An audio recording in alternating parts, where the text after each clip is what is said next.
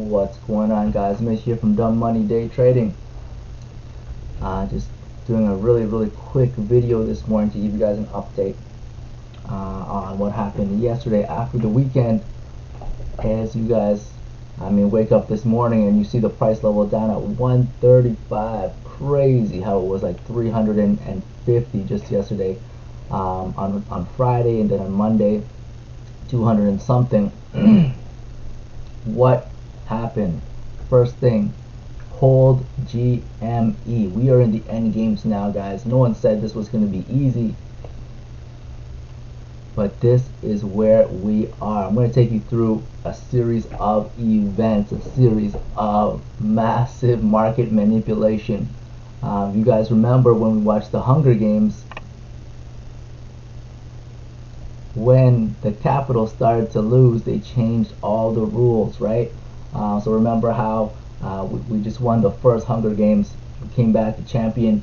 Whoever wins, you don't have to go to the Hunger Games again. And now the capital wants to send a message, and they're like, all the previous champions are going to be in the next Hunger Games, and every single one of the districts were up in arms. They're like, this is not fair, you can't do this. But they did, right? Blatant illegal activity, but they make the rules. And who's going to enforce the rules, right? They're regulators, but who are the regulators there to protect, right? Who pays them? And the same thing with Robinhood, right? Who are the real customers? Is it the people using the app? No, they're the product. The customers that pay Robinhood are the hedge funds buying the order flow, right? So we need to remember who the customers are of these regulators. It's not us, it's the big hedge funds. Firstly, hold GME. We are in the end games now, guys. Do not lose hope. One of the best messages I heard from the Hunger Games movie series is that hope is the only thing that is stronger than fear. Right now, that is what they're trying to do. They're trying to put fear into us, and we are not going to let that happen. Boom. Article right here. Investment exec predicts GameStop shares will top over 1,000 per share. That was printed yesterday, right, on Fox Business News. Boom. Billionaire investor Mark Cuban says Reddit stock traders have every right to kick Wall Street's ass. We know Mark from Shark Tank. We know he's a fighter for justice. And we know anytime there's any sort of injustice on the Shark Tank, he thinks someone's being taken advantage of, he stands up, right, and he defends them. And this is what he's doing right here. And as a matter of fact, at 10:30 a.m. Eastern, Mark is doing an Ask Me Anything on Wall Street Bets because he wants to support this movement, which is super powerful. He knows there's some super shady stuff going on. He recognizes this, and he wants this to stop. Tons and tons of other very powerful people out there want this to stop. They see this manipulation happening, and they're rising to the occasion, and they're supporting us, right? And so the same thing in the movie of the Hunger Games, right? We think we're alone and we're fighting this war by ourselves, but we have allies in very high places. But then again, so do the hedge funds, right? They have the money. They can buy every single news outlet. What did we see yesterday? All over the news. Reddit users have moved from GameStop to silver. How is it that every single news outfit out there is putting out the same piece of news? Because they're bought, right? Paid media. So we've got Reuters, CNN, BBC, Bloomberg, NPR. The list goes on and on and on. This is not even the full list. Boom, right there. Even more.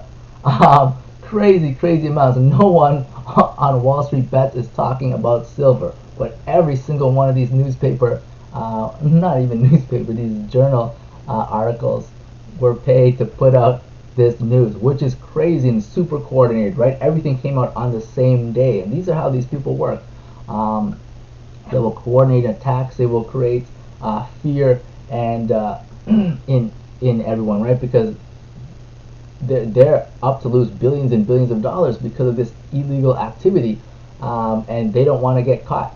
So they're hoping that everyone gets bored, everyone gets scared, and everyone leaves. But we're not, right? We are here to stay.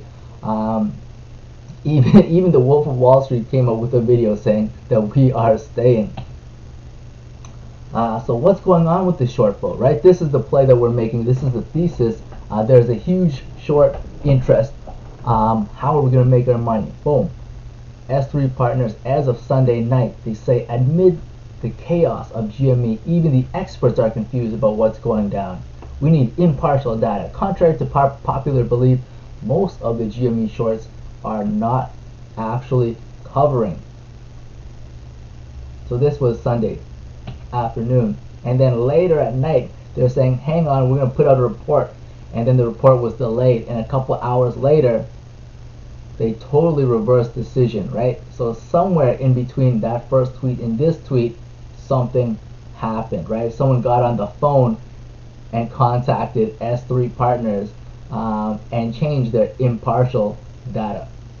And so now their analysis says, our analysis suggests a decrease in overall shares shorted, dipping below the 30 million share level.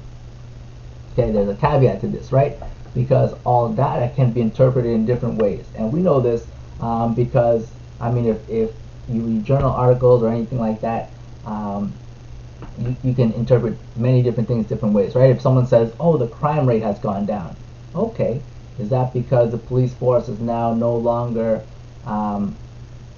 targeting certain crimes to pick up, or are there fewer police in the police force? Why has the crime rate gone down, right? So we need to ask ourselves, okay, first tweet, we need impartial data. Contrary to popular belief, shorts have not covered. Second tweet, boom, is dipped below the 30 million share level, which is a huge difference, right? So 180. What happened here? And so shorts actually can hedge their position by buying call options, right? Call options are a contract that allow you to buy shares at a certain price, but these call options expire. And so that's what these hedge funds have done to hedge their position. And then people started questioning S3 partners, why did your numbers change? And then Ihor, who is, I'm not even sure if I'm pronouncing his name correctly, but it looks like Ihor. So Ihor, who is, I believe the CEO of S3 Partners, he explains the amount of synthetic longs, right? Synthetic longs are like fake longs, call options, is directly dependent on the amount of shares shorted that exist in a stock, right? So if I short a stock, I borrow it, I know I need to rebuy it later at a later date. And so what these hedge funds have done now is they've gone out and they've bought call options to hedge their short bet and to lower the short interest percentage so that the traders that are making this play, they think that the shorts are now out of the trade, which they are not. And so Ihor says, okay, we are changing how we announce short interest now to include synthetic longs. But synthetic longs are what they are, synthetic. They're not there. They're going to expire at a later date, right? Whether it's February, March, April, whatever it is, these call options will expire. And so he says here, this is our new formula. Before, we used to just say short interest percentage as a float, but now we're doing shorts, so this, the very bottom here, shorts divided by a float plus shares shorted, right? So they just added on another metric into their formula.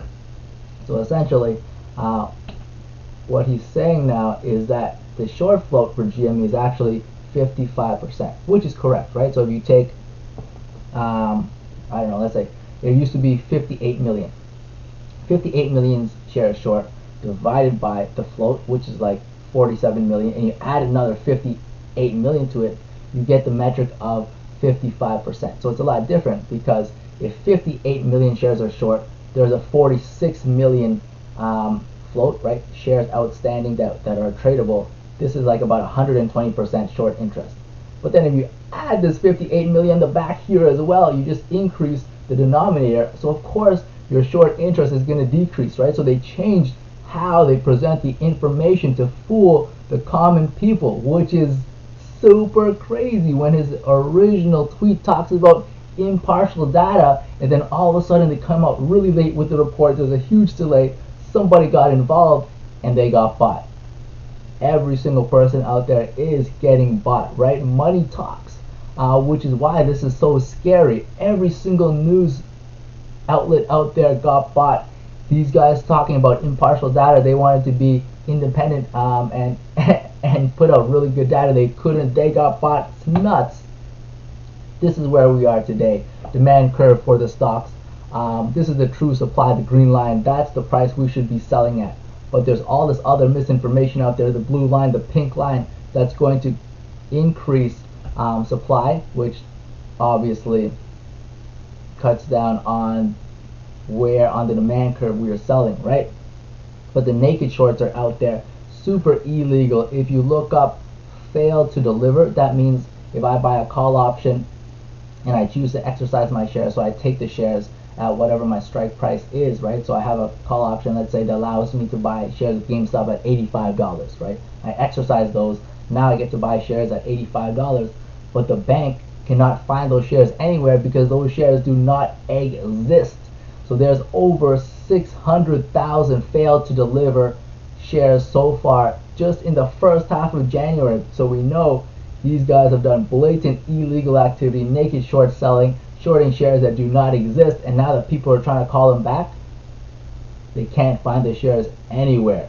And so this is why these guys need to try to bankrupt the company, because if you do that, firstly, boom, you don't pay taxes. Secondly, if the company's not around anymore, who's going to want the shares, right? So no one's going to know about the failed to deliver shares, super blatant illegal activity. But this is a picture of what happened yesterday. Fidelity, most actively bought and sold stocks. GME buys almost 150,000, sells just about 40,000, right? So we can see the buy and sell ratio are very, very different. There's more heavy buyers than sellers. No one is selling. We're here, diamond hands until the end. Super, super crazy thing happened yesterday. Call strikes, $800 strikes. Someone spending 1.1 million. Someone spending $1 million on it. This is a put here, so this they're trying to sell it. So this is negative. But then again, boom, calls here. Someone spent 2.2 million on an $800 call. $500 call, 2.4, 800, 800, 800, 800, 800. So people out there are betting that the price is going to hit 800 and higher, and they're spending millions and millions of dollars on this. This isn't us, guys. These are some very, very big whales out there that are looking to push the share price up through the gamma squeeze, which is what we talked about previously. Which is very, very exciting to see. And I mean, guys, we are getting into the end games. They're going to pull out all the stops. They're going to buy every single news media out there, putting out propaganda to get us to fold so that they can get away with this blatant illegal activity. But we're not going anywhere. It's going to be hard. It's going to be a long process. I estimate towards the end of February, we're going to see this play out. Why? Because on fails to deliver, you have 21 days to return those shares if you are a market maker, right? So when Citadel joined the game, they are a market maker. They backed up Melvin Capital. Normally, fails to deliver, you have 3 days to deliver. Now you have 21 days. So that's going to take us out to the end of February. That's when the end game is going to happen. But until then, we need to hold strong and continue to buy up the shares every time that they do a short ladder attack, which is what they're doing. If we take a look at order flow, yesterday is just algorithm selling 100 shares back and forth, back and forth, back and forth to each other, lowering the price. That's what they're doing now. Oh, and another thing, they're shutting down internationally now, right? So brokerages out in Australia, you can no longer buy. So they're slowly taking away the free markets internationally as well. It's not even in North America anymore, which is crazy, crazy, crazy. We're in the end games now. This is like the Hunger Games, guys. It's going to be a grind. It's going to get harder and harder as we go. But when we win, it's going to be glorious. Stay strong, guys. Hold GME. Let me flip you out to an ad design that my man Mark made. GME to the moon. We like the stock. Diamond hands. Thank you very much, guys. Take a watch. These are coming and they'll be printed all over Toronto if I can get them approved. We'll see them on billboards, bus shelters, everywhere we go. Hold GME. Buy the dip. Let's go.